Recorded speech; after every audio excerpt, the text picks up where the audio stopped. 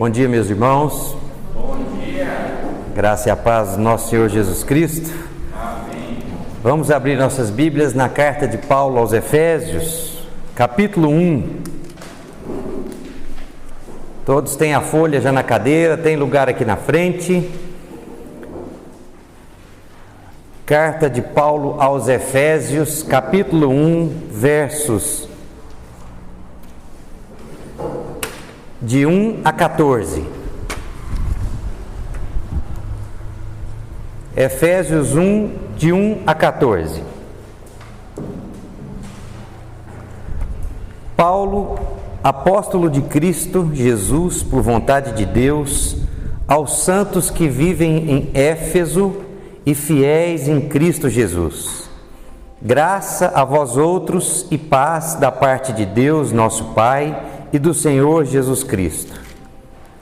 Bendito Deus e Pai de nosso Senhor Jesus Cristo, que nos tem abençoado com toda sorte de bênção espiritual nas regiões celestiais em Cristo, assim como nos escolheu nele antes da fundação do mundo, para sermos santos e irrepreensíveis perante ele, e em amor nos predestinou para ele, para a adoção de filhos por meio de Jesus Cristo, segundo o beneplácito, ou bom propósito de sua vontade, para louvor da glória de sua graça, que ele nos concedeu gratuitamente no amado, no qual temos a redenção pelo seu sangue, a remissão dos pecados, segundo a riqueza da sua graça, que Deus derramou abundantemente sobre nós em toda sabedoria e prudência, desvendando-nos o mistério da sua vontade,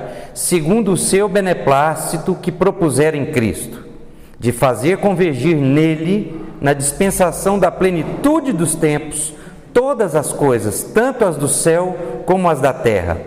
Nele, digo, no qual fomos também feitos herança, predestinados segundo o propósito daquele que faz todas as coisas conforme o conselho da sua vontade, a fim de sermos para louvor da sua glória, nós, os que de antemão esperamos em Cristo, em quem também vós, depois que ouvistes a palavra da verdade, o evangelho da vossa salvação, tendo nele também crido, fostes selados com o Santo Espírito da promessa, o qual é o penhor da nossa herança, até ao resgate da sua propriedade, em louvor da sua glória.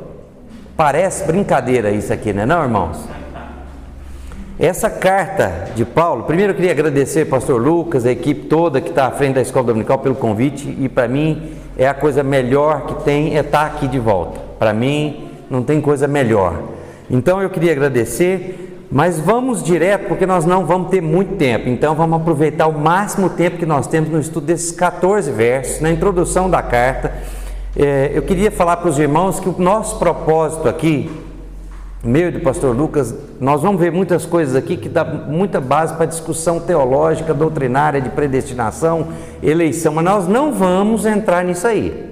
Nós vamos citar, mas não vamos perder o tempo precioso da aula com discussão doutrinária. Para isso, a gente poderia, se quisermos, formar um grupo para quem está interessado e discutir num ambiente próprio para isso, tá bom, irmãos? Então, gostaria de contar com a compreensão de todos.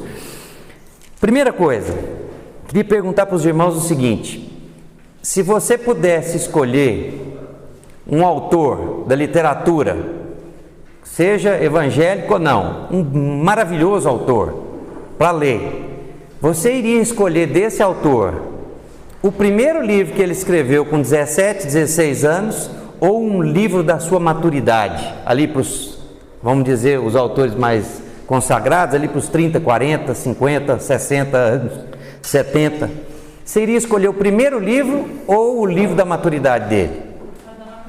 Da maturidade, sem dúvida, né? É isso que acontece aqui em Efésios, na carta de Paulo aos Efésios. Ele já está maduro, já está avançado em dias, já viveu muito, já experimentou muito. Não que as outras cartas não tenham valor, claro que não, mas essa aqui é uma carta especial demais, chamada por vários autores, não só um, mas quase todos, a rainha das epístolas. A parte mais preciosa que Paulo escreveu, e olha que Paulo escreveu a carta aos Romanos, Gálatas, Colossenses, Filipenses. Tem-se dúvida sobre Hebreus, mas vamos pegar as que a gente tem certeza. Então esse aqui é um tesouro que nós estamos nas mãos aqui, de 6 capítulos, cujos 3 primeiros são mais doutrinários, vamos dizer assim, falam mais de Deus, da Trindade, do Espírito Santo, de Jesus Cristo, e os 3 últimos, aplicações práticas para a vida, práticas, baseado nesses 3 primeiros, tudo linkado. Está na folha aí, você pode ler, que o John Stott diz assim, que Efésios é um resumo muito bem elaborado. Essa folha, desculpa, é para você seguir, se você quiser fazer alguma anotação, é um resumo para quem gosta de anotar, eu mesmo gosto. É isso que está aí, né? Eu tenho uma cópia aqui. Não, de todas as cartas de Paulo, Efésios é a carta mais madura e mais relevante para o nosso tempo. Aqui temos a essência destilada do cristianismo, o compêndio mais autorizado e completo da nossa fé cristã. John Stott diz assim, é um resumo muito bem elaborado das boas novas do cristianismo. Ninguém pode lê-la sem ser compelido a adorar e a ser desafiado a melhorar sua vida cristã. Era a carta predileta de vários comentaristas. É aquilo que eu disse, a rainha das epístolas, a composição mais divina da raça humana. Imagina, um escritor chamado Samuel Taylor, ele diz que é a composição mais divina da raça humana, não é da composição evangélica, de quem escreve coisas do cristianismo, não, da raça humana. Um preâmbulo aqui rápido de Éfeso, a cidade e a igreja para a qual Paulo escreveu essa carta. Eu não quero me deter muito nisso aqui. Éfeso era a capital da província romana, o mundo era do Império Romano naquela época, então tinha uma província chamada Ásia Menor, onde hoje é a Turquia, e ele morou primeiro ele fez 3 viagens missionárias assim, que a gente conhece mesmo. Na segunda ele passou por lá, mas na terceira ele ficou lá 3 anos e fundou essa igreja e amou essa igreja. Então ele está escrevendo aqui para a gente que ele ama. Poucos dias atrás eu falei na igreja sobre um texto de Efésios e falei exatamente isso. Ele está escrevendo para a gente que ele ama muito, porque ele começou a falar na sinagoga em Éfeso, eles expulsaram ele de lá, ele foi para a escola de um cara, uma escola. E nessa escola ele ensinou de manhã, de tarde, se deixasse de noite, a palavra de Deus. E ia de casa em casa. 2 a 3 anos ele ficou em Éfeso. Então era um povo amado por ele. Não é uma carta qualquer, ou seja, então você pega daí uma carta de alguém maduro, experimentado, e uma carta de alguém maduro que escreve para um povo que ama muito. Não é uma carta para quem ele está dando bronca igual Coríntios, carta aos de Corinto. Ama, mas está chegando junto. Então aqui você tem que entender essa carta desse ponto de vista. E eu vou falar para os irmãos, lendo essa carta, eu já estudei essa carta mais de uma vez, e essa semana e ontem principalmente, eu tive a sensação clara de que Paulo, ele está aqui em outro patamar, sinceramente.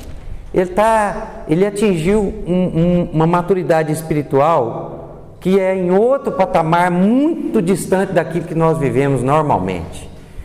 Nós vamos ver isso aqui pelo texto. Vamos para o texto? Éfeso era ela capital dessa província, era famosa, nós precisamos saber disso pelo contexto. Se você abrir lá em Atos 19, você vai ver essa visita e esse tempo que ele ficou, mais ou menos ali pelo ano 55 depois de Cristo, na escola de Tirano. Tinha um templo de uma deusa com um D minúsculo, chamada Diana ou Artemis, que era a deusa da fertilidade, e ali se cultuava essa deusa, era famosa, era uma cidade portuária, uma cidade onde a promiscuidade era avassaladora, mas tinha a igreja de Deus, e essa igreja era composta de judeus que dispersaram de Jerusalém, das regiões da Judéia, e de gentios Então era uma igreja que tinha judeus, povo judaico vindo lá de Abraão, e gentios que eram povos de outras nações, que se converteram a Cristo, tanto judeus quanto gentios.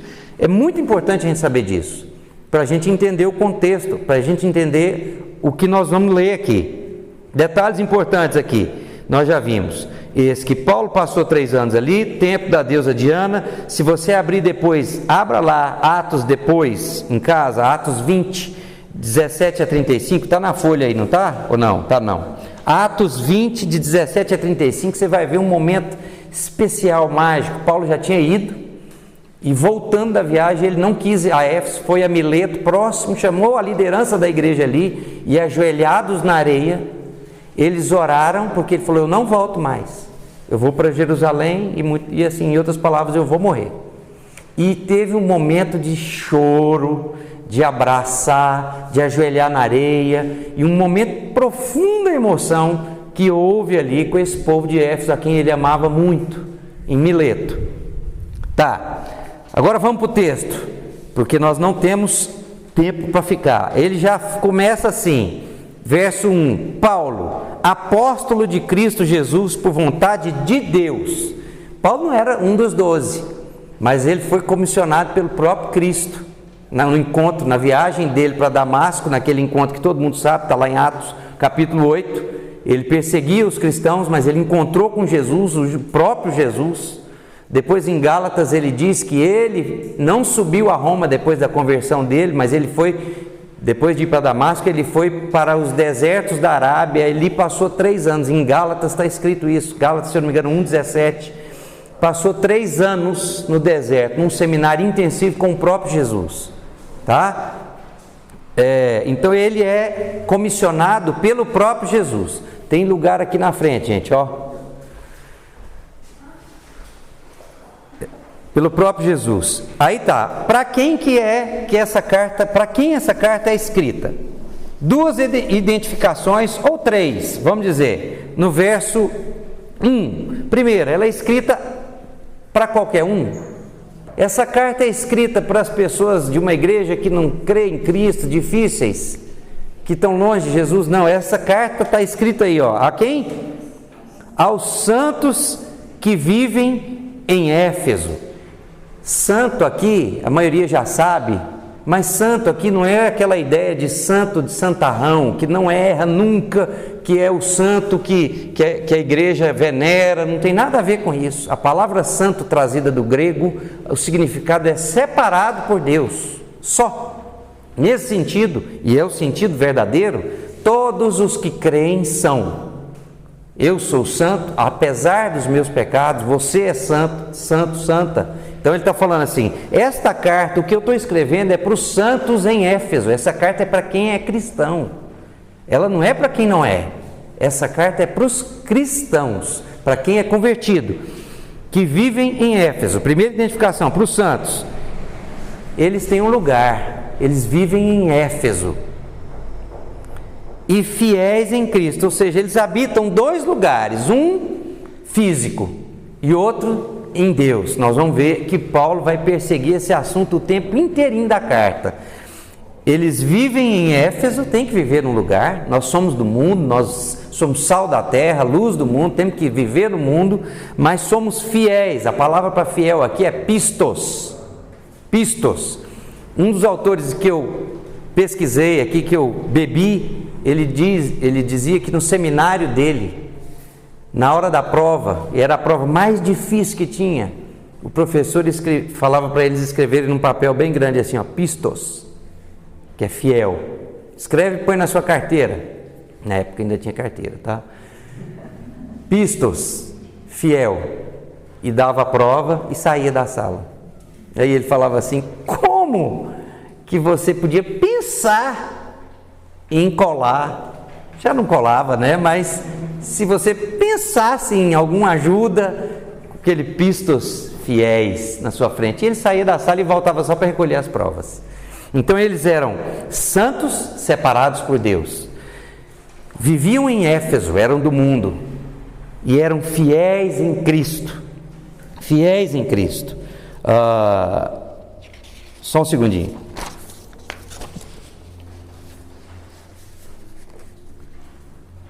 Estar em Cristo, ou ser fiel, é uma união vital, pessoal com Cristo, e portanto com o povo de Cristo, como os ramos da videira e os membros com o corpo.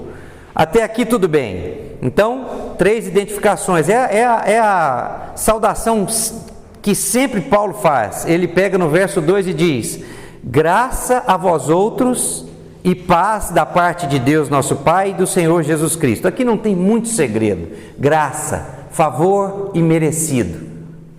Favor e merecido de Deus. E ele saúda o povo, ele saúda o povo com a graça do nosso Senhor Jesus Cristo. E a paz que é proveniente da graça. A paz, ela é deriva da graça. Você só tem paz, Romanos, que diz: justificados, pois, mediante a fé, temos paz com Cristo e, por consequência, com os homens. Então, graça para vocês, favor e merecido, e a paz que deriva da graça a todos vós. Tá? E aí tá. Aí agora vamos para o 3. Aí, irmãos, aí Paulo faz uma coisa que eu, por fim, fui ler o Martin Lloyd Jones e todos os outros autores. Se você notar do 3 ao 14, do 3 ao 14 não tem ponto final. Do 3 ao 14, Paulo, talvez aqui ditando para Tíquico, que foi quem levou a carta. Esqueci de um detalhe importantíssimo. Paulo estava preso quando ele escreveu essa carta. Importantíssimo, ele estava preso em Roma, acorrentado. Na sua primeira prisão, Paulo teve no mínimo 2 prisões. Depois da segunda, ele foi provavelmente decapitado. Tá? Isso não está na Bíblia, mas a história com H diz isso. Então, na sua primeira prisão, ele escreve Efésios, Filipenses, Filemon e Colossenses. Cartas da prisão, famosas. Então, só para você ter uma ideia, o cara já está idoso, está preso, passou por açoite, naufrágio, apedrejamento, foi escorraçado de cidades, fugiu de cidades, foi negado pelos próprios apóstolos quando ele se converteu em Jerusalém, pelos próprios apóstolos no começo, sofreu de tudo, mas a fé estava no coração dele, passou por dificuldades tremendas, e aí eu acho que ele está, sinceramente, para mim esse texto aqui, do 3 ao 14, é dos mais maravilhosos que eu já li na minha vida, comparando com qualquer leitura. Se você notar, ele não põe ponto, você vai achar no máximo um ponto e vírgula, mas é como uma bola de neve que vem descendo uma montanha e ela vem cada vez aumentando, e ele vai chegando a profundezas que ninguém chegou, nem ele mesmo. O Martin Lloyd Jones fala assim: nem ele mesmo, em lugar algum das Escrituras, chegou a profundidades tamanhas ou a alturas tamanhas como ele chegou aqui. E aí, quando você lê isso aqui, não dá para você ir rápido demais. Mas ele diz o seguinte, no verso 3: tendo tudo isso em vista, bendito, primeira coisa que a gente tem que fazer, e que Paulo fez, ele estava naquele êxtase dele, vivendo aquilo na cabeça dele, e talvez ditando para Tíquico, escreve aí: bendito o Deus e Pai de nosso Senhor Jesus Cristo, que nos tem abençoado com toda sorte de bênção espiritual nas regiões celestiais em Cristo. Olha que coisa maravilhosa. Em lugar algum até agora na Bíblia você viu essa expressão aqui. E em Efésios, Paulo vai citá-la 5 vezes. Mas a primeira é aqui. Ele está falando o seguinte: bendito Deus, esse Deus tem abençoado a mim e a você com toda sorte. Sorte aqui não é contrário de azar, é com todo tipo de bênção espiritual, não é material que ele está falando. Por isso que ele está em outro patamar. Com toda sorte de bênção espiritual nas regiões celestiais em Cristo. Você fala assim: Fred, que loucura é essa? Que regiões celestiais em Cristo é essa? Porque eu quero bênção aqui. Aí eu vou falar para vocês o que o Martin Lloyd Jones diz. Nesta epístola, não vou repetir isso aqui não. Se você abrir, vamos abrir rapidinho, 2 Coríntios 12, 2 a 4. Abra lá, segunda carta de Paulo aos Coríntios, de 2 a 4.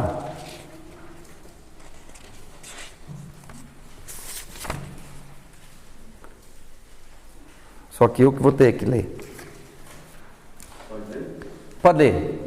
Conheço um homem em Cristo que há 14 anos foi arrebatado até o terceiro céu. E se do corpo ou fora do corpo, não sei, Deus sabe.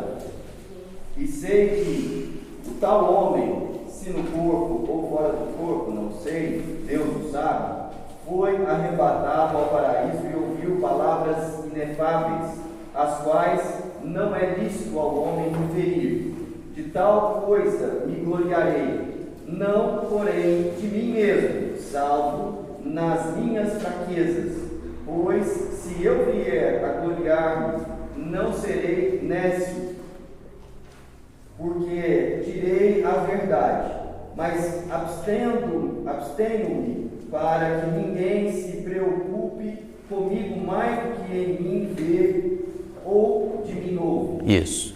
Paulo teve um outro êxtase também, e ele está escrevendo aqui aos Coríntios também, a segunda carta, que já não é bronca, e ele fala: eu conheço um homem, é ele mesmo, que subiu ao terceiro céu, e ouviu, ali ele foi para a presença de Deus, e ali ele ouviu palavras inefáveis. Aí é que o Martin Lloyd Jones liga as duas coisas, e ele diz o seguinte: esse terceiro céu, o primeiro céu é esse atmosférico aqui, que você vê aqui. O segundo céu é o céu das estrelas, do sol, que nós temos, né, que você tem panorama acima da atmosfera. E para Paulo, biblicamente falando aqui, o terceiro céu é a habitação de Deus, é onde Deus habita, a glória de Deus, onde Jesus, ressurreto, em corpo, está assentado à destra dele. Entende? Captar isso aqui? Esse é o terceiro céu, e onde também ele vai falar aqui dos principados e potestades. É complexo isso aqui, que os principados e potestades também estão nesse lugar.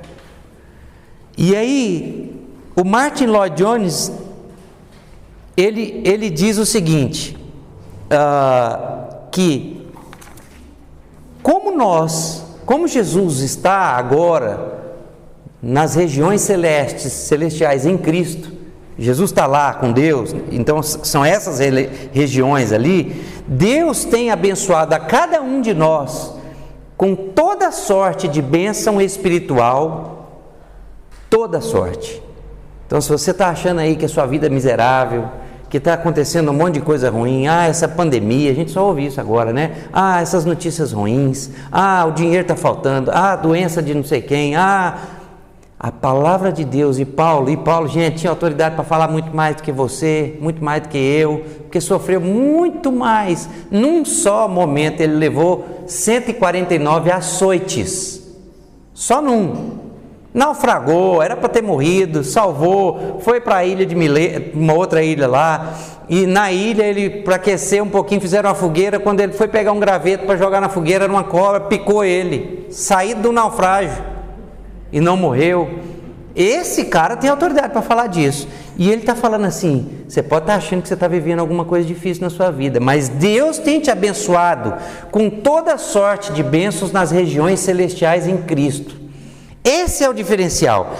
E ele diz: é minha opinião que aqui vemos mais claramente do que em qualquer outro lugar a profunda mudança a que alguém se sujeita por tornar-se cristão. Está falando para cristão, para convertido. Vou falar no crentez nosso aqui para crente. Ele está falando para crente, tá? Não se trata de uma mudança superficial, não é apenas que vestimos uma roupa de respeitabilidade ou decência ou moralidade. Não é um melhoramento na superfície ou uma mudança temporal. É tão profunda como o fato de que somos tomados de um reino, nós somos tomados de um reino e colocados em outro. Assim como Deus tirou o Senhor Jesus Cristo do túmulo dentre os mortos e o colocou à sua destra, à sua mão direita, nos lugares celestiais, assim Paulo ensina que a mudança pela qual passamos em nosso novo nascimento leva a isto mais completamente. E Paulo, olha o que Paulo ora por eles agora nesse capítulo mais para frente, mas nós não vamos aqui, no verso 18: tendo iluminado os olhos do vosso entendimento, saibais qual seja a esperança da sua vocação e quais as riquezas da glória da herança dos santos. E aí ele vai mais para frente um pouquinho e ele diz o seguinte: significa nada menos que eu e você em Cristo estamos assentados, deixado aqui as devidas proporções de quem é Cristo e quem somos nós, claro. Estamos assentados nesse momento nos lugares celestiais, estamos lá agora. Ele não está dizendo que vamos estar lá, e sim que estamos lá. Mas como se pode conciliar isso com o fato que ainda estamos nesse mundo limitado pelo tempo, com toda a sua confusão e contradição? Espiritualmente estou nesse momento no céu, em Cristo, nas regiões celestiais, num sentido, como sempre estarei, mas o meu corpo continua vivendo na terra, ainda sou deste mundo limitado pelo tempo. O meu espírito foi redimido em Cristo, como sempre redimido será, porém o meu corpo ainda não foi redimido. Nesse sentido, nós espiritualmente deveríamos estar, como Paulo, entendendo que nós estamos junto com Cristo nas regiões celestiais, mas nós vivemos como quem não está. Entende? Lembra da parábola do filho pródigo? Mais ou menos aquilo ali. Não entendeu a paternidade, nenhum outro filho. Então aqui, entenda que Deus tem te abençoado com toda sorte de bênçãos nas regiões celestiais, mas nós não temos tempo. Gente, estuda isso em casa. Vamos para o 4. E aí não tem vírgula, só tem vírgula, aliás, né? Assim como nos escolheu nele, antes da fundação do mundo, para sermos santos e irrepreensíveis perante ele e em amor. Olha bem, desse jeito aí, Deus tem nos abençoado com toda sorte de bênçãos nas regiões espirituais, regiões celestiais em Cristo, e Deus nos escolheu nele. Quem é esse nele? É Jesus. Deus nos escolhe em Jesus. Agora vem uma coisa complicada, que nós não vamos discutir muito. Antes da fundação do mundo, Deus escolheu a você e a mim e a todos, antes que houvesse mundo, antes que Jesus Cristo fosse homem. Ele era só o Filho. Ele não tinha criado o mundo ainda. Ele habita a eternidade. Então a eternidade você não mede nem antes nem depois. É difícil até para a gente poder pensar o que é. Mas assim como Deus nos escolheu, Ele escolheu a você e a mim antes da fundação do mundo. E você vai achar vários textos. Nós não vamos discutir isso aqui, mas você vai achar isso aqui em um monte de texto do Novo Testamento. Tá bom? Ele nos escolheu em Jesus antes que Ele fundasse o mundo, criasse o mundo. Mas Ele não nos escolheu à toa. Ah, não. E outra, Ele não escolheu a você e a mim, porque você pode falar assim, não, Ele tinha presciência de que Ele saberia que eu iria querer. Por isso que é difícil isso aqui. Ele não tinha presciência disso. Deus nos escolheu porque Ele nos escolheu. E ponto final, em amor, porque Ele nos amou. Aí Ele, só que tem um ponto, você pode descansar nisso e falar assim, então eu vou, racha, né? Já sou escolhido. Mas Ele te escolhe por um motivo. Ele te escolheu para sermos santos e irrepreensíveis perante Ele. Outra coisa, você não é santo e irrepreensível. Irrepreensível não significa que você vai nunca errar. E santo é aquela palavra separada. Você é separado por Deus para viver uma vida de entendimento disso que estava no verso anterior. Que você é abençoado nas regiões celestiais. Você é abençoado com toda sorte de bênção. Mas Ele te escolheu para você ser santo e irrepreensível. Irrepreensível também não significa que jamais na sua vida você vai pecar. Não é. Nós pecamos, mas voltamos para Deus. Pecamos e temos senso de pecado. Pecamos e nos arrependemos. E assim vai. E aí no 5 ele completa. Nos predestinou para Ele. Ele nos... desculpa, porque tem uma coisa aí importantíssima no 4, que devia estar no 5, né? Porque tem assim, para sermos santos no 4, final do 4. Vamos o 4 todo. Assim como nos escolheu em Jesus, nele, antes da fundação do mundo, para sermos santos e irrepreensíveis perante Ele, Deus, ou em Jesus. E, É outra frase. E em amor nos predestinou para Ele, para a adoção de filhos, por meio de Jesus Cristo, segundo o beneplácito, ou o bom propósito da sua vontade. Agora vai mais outro tema importantíssimo aqui. Deus nos predestina para Jesus, ou para Ele mesmo, porque aqui ele está falando da Trindade, esse texto está recheado de Trindade. Você vai ver Deus Pai, Deus Filho e Deus Espírito Santo o tempo todo aqui. Ele nos predestina para sermos santos e irrepreensíveis, mas Ele nos predestina para a adoção. E aqui, meu irmão, eu tenho um pouquinho de autoridade para falar, né? Ele nos predestina para a adoção, não é para adotar os outros que Ele está falando aqui, não. Também, porque Ele abre o coração da gente, como Ele abriu o meu e da Ana Paula. Deus te predestina para você ser adotado por Ele, em Jesus. Você e eu somos adotados. Se você tem alguma prevenção com questão de adoção, saiba que você, sendo cristão, foi adotado. Porque o povo a quem Ele escolheu primeiramente, é lógico que não tem primeiramente, porque na eternidade Ele já tinha escolhido a você também, mas em princípio, teoricamente, falando em tempo, são os judeus, é o povo judeu. E aí você vai abrir lá Romanos, capítulo 11,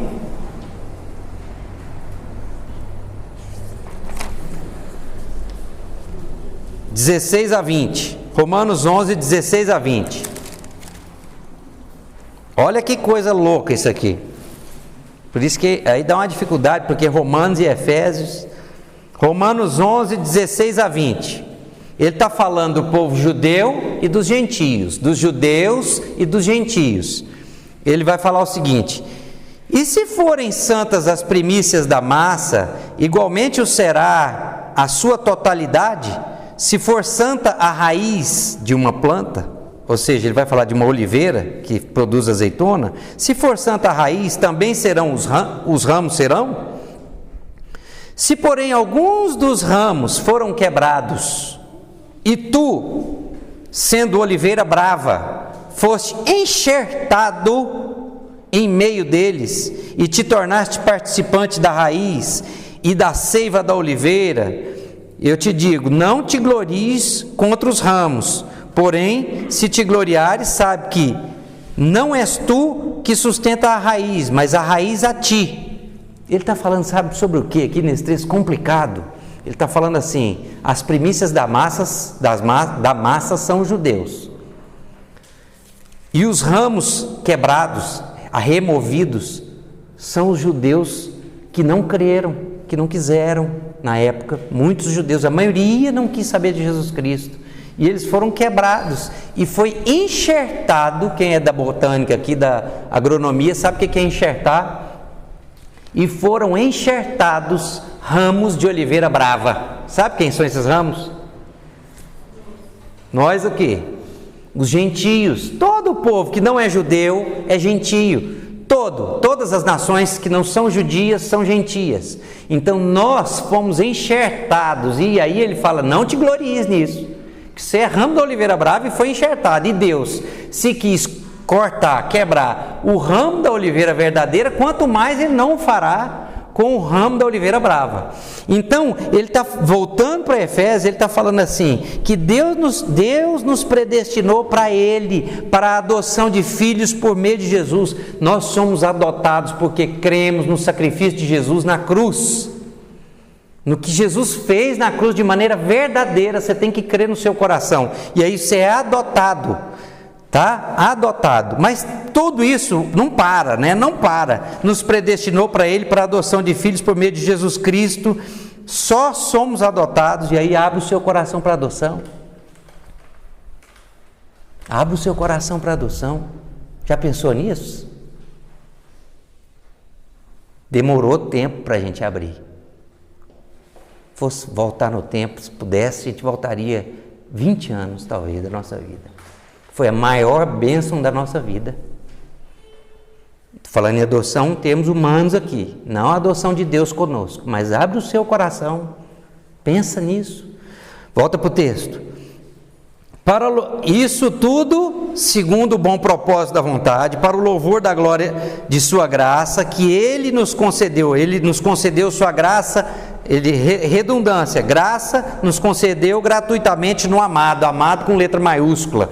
Ele nos concede graça em Jesus Cristo, no qual, ou seja, em Jesus, está vendo como é difícil aqui se a gente não estudar? No qual temos a redenção. O que é redenção? Em quem? Em Jesus nós temos redenção. Tinha uma dívida impagável, nossa. Deus, no seu conselho, na Trindade, Deus Pai, Deus Filho, Deus Espírito Santo, eles resolveram, num momento X, na plenitude dos tempos, Ele iria mandar o Filho para morrer e pagar esse preço. Isso aqui é redenção, foi pago. Aquela música, eu sei que foi pago um alto preço, sabe? É exatamente disso aqui que ele está falando. No qual, em Jesus, temos a redenção. Ato ou efeito de remir, de resgatar, significava livramento perante o pagamento de um preço. Jesus foi quem fez a redenção pelo seu sangue e a remissão dos pecados, a perdão total dos pecados. Jesus morreu pelos seus pecados cometidos, pelos pecados que você vai cometer ainda. Se você for cristão, você vai confessá-los e o perdão, a misericórdia de Deus se renova a cada manhã. Entende? Você está entendendo o que Paulo está falando aqui? A profundidade do que tem nessa carta. Então, em Jesus nós temos a redenção pelo seu sangue e a remissão dos pecados, segundo a riqueza da sua graça. Essa graça, verso 8, Deus derramou abundantemente sobre nós.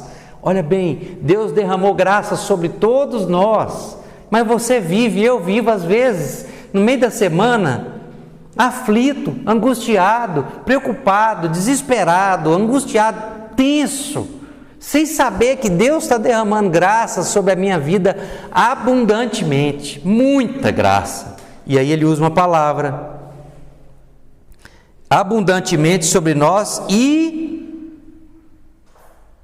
toda a sabedoria e prudência que Deus derramou abundantemente sobre nós em toda a sabedoria e prudência dele. Deus, com toda a sabedoria e prudência dele, derramou graça sobre vocês, sobre nós.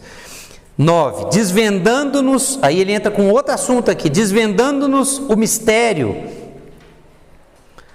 da sua vontade, segundo o seu beneplácito, bom propósito, de novo, ele desvendando-nos o mistério da sua vontade, segundo o seu bom propósito que propusera em Cristo. Está vendo que o tempo inteiro Paulo está falando Deus Pai, Deus Filho, Deus Pai, Deus Filho, Deus Pai, Deus Filho, daqui a pouco Deus Espírito Santo, daqui a pouquinho, Trindade.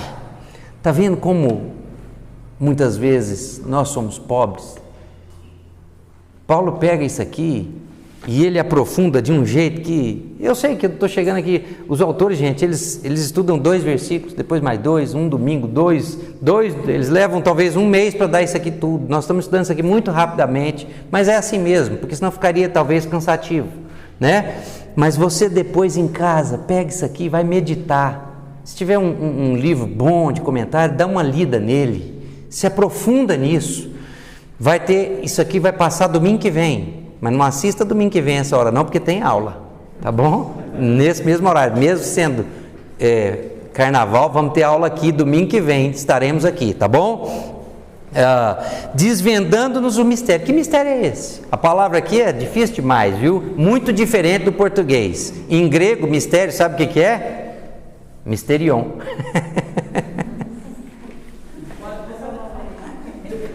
Aqui, para quem nunca vê, é quadro de ratas, tá? Então, quem dá rata, que é um termo antigo, que a gente usava sempre, ganha um pontinho. Mas é uma rata no sentido bom, não é ruim não. Fica frio. Quem é de fora não assusta não. Isso aqui é normal, é tradição, tá bom? Piada interna. Logo você está dando rata aqui, eu estou pondo seu nome ali. Facinho. Misterion. Só que mistério aqui, ele vai usar mais vezes, e Paulo introduz as coisas na carta aos Efésios de um jeito legal demais.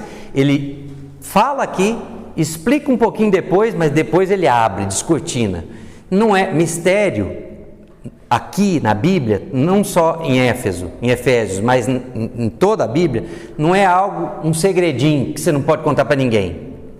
Mistério aqui é algo que Deus tem, que é profundo demais e que Ele resolveu revelar.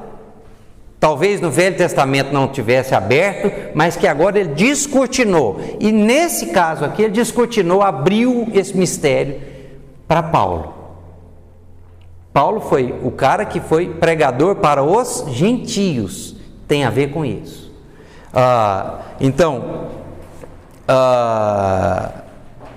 Desvendando-nos o mistério da sua vontade, segundo o beneplácito que propuseram em Cristo. Aí ele vai explicar mais ou menos o que é esse mistério, mas não é tudo. O que ele vai falar? 10. De fazer convergir nele, em Jesus, na dispensação da plenitude dos tempos, todas as coisas, tanto as do céu como as da terra. Ou seja, Deus, uma parte do mistério é essa. Deus, a Trindade, no seu conselho, resolveu fazer convergir, direcionar tudo, direcionar todas as coisas do universo inteiro, não só daqui, mas do universo todo, de fazer convergir nele, em Jesus, principalmente ali naquela cruz, fazer convergir nele, e tanto nos dias do seu ministério, nos 3 anos, e desde o seu nascimento, de fazer convergir nele, na dispensação da plenitude dos tempos. Vamos lá, o que é dispensação da plenitude dos tempos? Tempos aqui não é tempo cronológico, é kairos, não é cronos, é kairos, que é ocasião, oportunidade. Em outras palavras, poderia dizer assim, olha, completou, encheu, agora é a hora. Então isso é a dispensação da plenitude dos tempos. Então Deus falou assim, agora chegou o momento, enviarei meu filho. A própria Trindade, isso eu estou falando para a gente não entrar muito e ficar aqui 15 minutos falando só sobre a dispensação da plenitude dos tempos, porque aí você vai falar de oikonomia, que é a palavra em dispensação, é oikonomia, e a gente tinha que entrar um monte de coisa, mas em outras palavras é essa.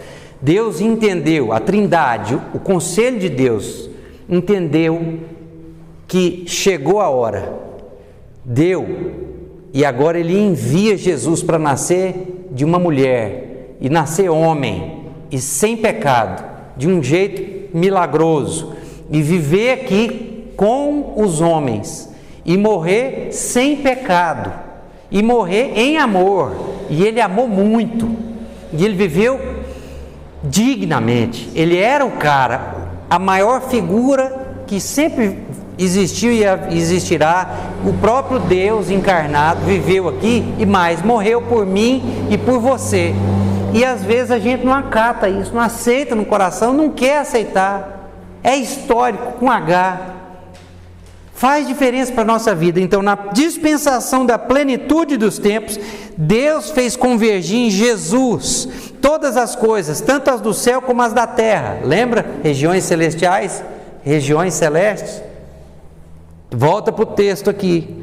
Aí ele vai, todas as coisas foram convergidas, tanto as do céu como as da terra, nele, em Jesus, verso 11, digo, no qual fomos também feitos herança.